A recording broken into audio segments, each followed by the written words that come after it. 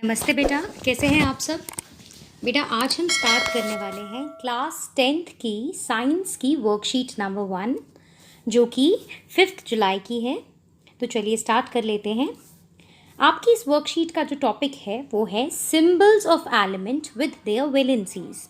बेटा आपने class 9th में एलिमेंट्स पढ़े हैं कुछ और उसके सिंबल्स पढ़े हैं, उनकी वैलेंसी के बारे में भी जाना है। उसको थोड़ा सा हम यहाँ पर इस वर्कशीट में रिवाइज करेंगे। जैसे कि देखिए यहाँ पर है हाइड्रोजन। हाइड्रोजन का एटॉमिक नंबर होता है 1, ठीक है, और उसका सिंबल है H। और जैसा कि आपको याद होगा कि जो एटॉमिक नंबर होता है वो होता है नंबर ऑफ प्रोटॉन्स जो कि किसी एटम में होते हैं। तो अगर हाइड्रोजन के अंदर एक प्रोटॉन है तो उसकी एटॉमिक नंबर भी 1 हो जाएगी, ठीक है। तो इसका एटॉमिक नंबर हो गया 1, यानी कि 1 प्रोटॉन एंड 1 इलेक्ट्रॉन। और जब आप इस 1 इलेक्ट्रॉन को शेल्स में डालते हैं, आपने याद किया होगा K shell, L, M, N, ये शेल्स पढ़े हैं आपने ना। पहले शेल में 2 इलेक्ट्रॉन आते हैं, फिर 8, फिर उसके बाद 8। तो ये सारी चीज़ें आपने 9th क्लास में पढ़ी हैं। हम जस्ट इसको रिवाइज करेंगे इस वर्कशीट में। तो जब आप K शेल में 2 इलेक्ट्रॉन आ सकते हैं, लेकिन क्योंकि हाइड्रोजन के पास सिर्फ 1 इलेक्ट्रॉन है और वो अपने आप को स्टेबल करने के लिए या तो 1 इलेक्ट्रॉन लेके कंप्लीट हो जाएगा, 2 बन जाएगा, और या तो 1 इलेक्ट्रॉन किसी को दे देगा, राइट। तो इसीलिए हम कहते हैं कि हाइड्रोजन की जो वैलेंसी है वो है 1, राइट। तो ये जो वैलेंसी वाला जो कॉन्सेप्ट है वो बेसिकली इलेक्ट्रॉनिक कॉन्फ़िगरेशन से ही आया है। इसी तरह से यहाँ पर दे रखा है सिल्वर, जिसका जो सिंबल है वो है Ag और उसका वैलेंसी भी +1 होता है। और यहाँ पर ये जो सारे मेटल्स हैं, कुछ मेटल्स हैं कुछ नॉन मेटल हैं, उनके सिंबल विद उनकी वैलेंसी यहाँ पर दे रखी है। तो आप इसको थोड़ा सा पढ़ लेंगे। इसके बाद यहाँ पर कुछ एनाइंस भी दे रखे हैं, यानी कि ऐसे एटम जो कि नेगेटिव आयंस बनाते हैं, आयंस। और ऊपर जो हमने पढ़ा है दीज आर केटायंस। केटायंस मतलब पॉजिटिव आयंस, ठीक है। आयंस मतलब एटम्स जिनके ऊपर चार्ज डेवलप हो जाए, या तो पॉजिटिव चार्ज होगा या तो नेगेटिव चार्ज होगा। अगर पॉजिटिव चार्ज है तो उसे हम केटायन बोलेंगे, और अगर नेगेटिव चार्ज है तो उसे हम एनायन बोलेंगे, राइट। तो यहाँ पर कुछ ऐसे एलिमेंट्स हैं जो कि पॉजिटिव चार्ज फॉर्म करते हैं अपने ऊपर, तो उसे हम केटायंस बोल रहे हैं। और यहाँ नीचे एनायंस, यानी कि ऐसे एलिमेंट्स जो कि जिनके ऊपर negative ion develop, negative charge आ जाता है, वो हम यहाँ पर एनायन बोल रहे हैं। जैसे कि हाइड्रोक्सिल, जिसका सिंबल है OH और इसका जो वैलेंसी होता है वो -1 होता है। इसी तरह से क्लोराइड, ब्रोमाइड, ये सारा आपने 9th में पढ़े हुए हैं। थोड़ा सा इसमें रिवाइज कर लेंगे, ओके। इसके बाद यहाँ पर देखिए लिखा हुआ है There are few elements and anions which have same symbol, जिनका सिंबल तो सेम होता है लेकिन उनके नाम अलग होते हैं। अब जैसे देखिए ऑक्सीजन, ऑक्सीजन को भी हम O से ही लिखते हैं, और ऑक्साइड उसको भी हम O से ही लिखते हैं, लेकिन उस पर हम चार्ज डाल देते हैं, उस पर चार्ज आ जाता है। ऐसे ही सल्फर को भी हम S से लिखते हैं, सल्फाइड को भी हम S से लिखते हैं, लेकिन साथ में चार्ज आ जाता है, ठीक है, नेगेटिव चार्ज आ जाता है। इसी तरह से क्लोरीन, ब्रोमीन, आयोडीन, इन सब से जैसे Cl है तो क्लोरीन बोलेंगे, लेकिन Cl- है तो इसको हम क्लोराइड बोलेंगे। तो बेसिकली ऐसे कुछ एलिमेंट्स होते हैं और उनके अनायंस होते हैं जिनके सिंबल तो सेम होते हैं लेकिन उनके नाम अलग होते हैं due to the presence of charge on them. इसी तरह से यहाँ पर लिखा हुआ है फॉर्मेशन ऑफ फॉर्मूला। आपने ये भी 9th क्लास में पढ़ा है, इसे थोड़ा सा रिवाइज कर लेते हैं। देखिए यहाँ पर लिखा है मैग्नीशियम। मैग्नीशियम की वैलेंसी यहाँ है +2, और यहाँ है क्लोरीन जिसकी वैलेंसी है -1। तो अगर मुझे मैग्नीशियम और क्लोरीन का एक कंपाउंड बनाना है तो उसको यहाँ पर क्रॉस मल्टीप्लाई कर रखा है वैलेंसी को, और जिसका फॉर्मूला बन गया MgCl2।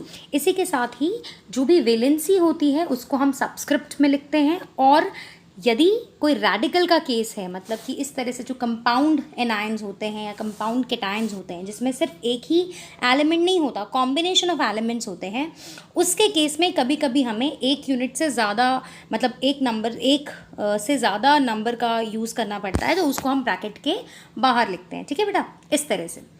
अब क्वेश्चंस देख लेते हैं। देखिए यहाँ लिखा है right the symbol and valency of sodium. तो ये आपको याद होना चाहिए, sodium is Na।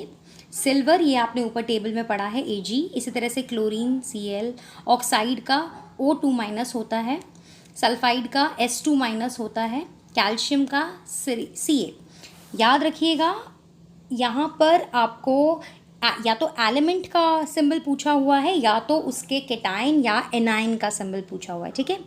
Right the formula of following compounds. अब है कि कंपाउंड्स क्या होते हैं, तो बेटा केटायन और एनाइन को मिलाकर कंपाउंड्स बनते हैं, ठीक है।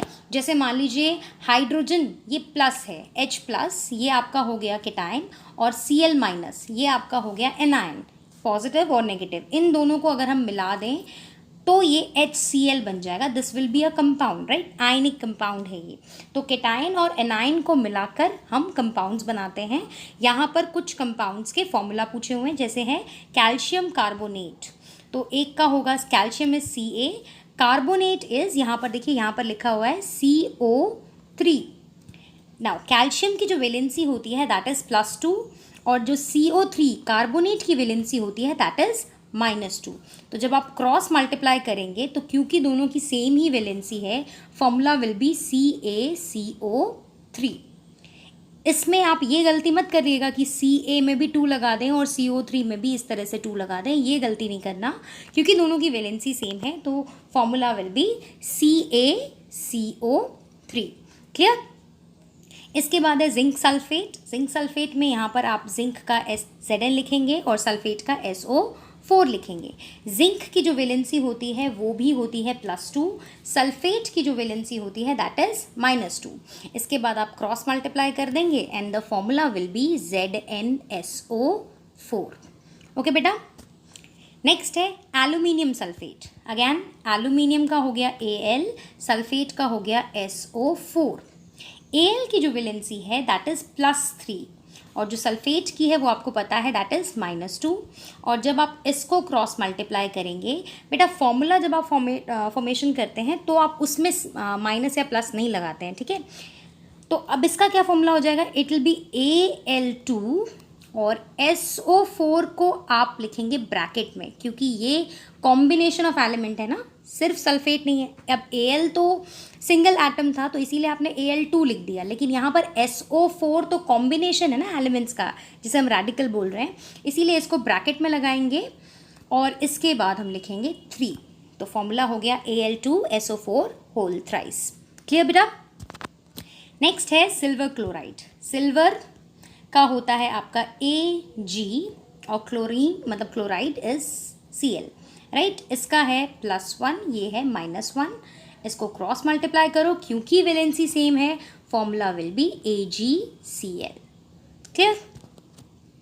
फिर sodium carbonate. Again sodium is Na, carbonate is CO3। Sodium की वैलेंसी होती है +1। बेटा अगर आपको वैलेंसी नहीं याद है तो प्लीज़ इस वाली वर्कशीट में जितने भी एलिमेंट्स के वैलेंसी दे रखी है उसको आप अच्छे से याद कर लेंगे, क्योंकि ये एलिमेंट्स बहुत फ्रीक्वेंटली यूज़ होते हैं। ये जो केटायंस और एनायंस हैं ये बहुत फ्रीक्वेंटली यूज़ होते हैं, तो इसको आपको अच्छे से इनकी वैलेंसी को याद कर लेना है। तो यहाँ पर कार्बोनेट की हो गई -2, ठीक है। तो अब जब आप इसको क्रॉस मल्टीप्लाई करोगे that will be Na2CO3। Clear. अब यहाँ मुझे ब्रैकेट लगाने की ज़रूरत नहीं है, क्यों, क्योंकि CO3 तो एक ही है, तो इसमें मैं ब्रैकेट नहीं लगा, मेरे को कोई ज़रूरत ही नहीं है, तो it is Na2CO3। Okay. Next is potassium hydrogen carbonate. अब यहाँ पर थोड़ा सा आप यहाँ पर ये देखेंगे, दिस इज हाइड्रोजन कार्बोनेट जिसकी वैलेंसी होती है -1, ठीक है। तो पोटाशियम इज K जिसका वैलेंसी है +1, और hydrogen carbonate that is HCO3, this is -1, ठीक है। क्रॉस मल्टीप्लाई करो, it will be KHCO3। Clear है बेटा।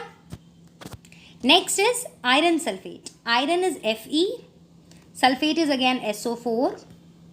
Now iron is +2 and this is -2, तो आप इसको क्रॉस मल्टीप्लाई करो, क्योंकि वैलेंसी सेम है तो it will be FeSO4। Okay. Last is copper sulphate. Copper is Cu and sulphate is again SO4। अब देखो इतनी बार कार्बोनेट और सल्फेट आया है कि आपको पता चल गया होगा कि carbonate is also -2 and sulphate is also -2, ठीक है। नाउ इसकी वैलेंसी होती है +2 और इसकी होती है -2, क्रॉस मल्टीप्लाई करो अगैन क्योंकि वैलेंसी सेम है तो इसका फॉर्मूला हो जाएगा CuSO4। ठीक है बेटा, तो ये हो गए आपके क्वेश्चंस के आंसर्स, जिसमें आपने कुछ एलिमेंट्स के तो सिंबल याद किए हैं, उसकी वैलेंसी याद करी है, और फिर कुछ कंपाउंड्स के फॉर्मूला बनाए। ठीक है, last but not the least, अपने हाथों को साबुन से और पानी से रेगुलरली धोना ना भूलें। सो सिंपल सी वर्कशीट है ये क्लास 10th की पहली वर्कशीट्स। Thank you.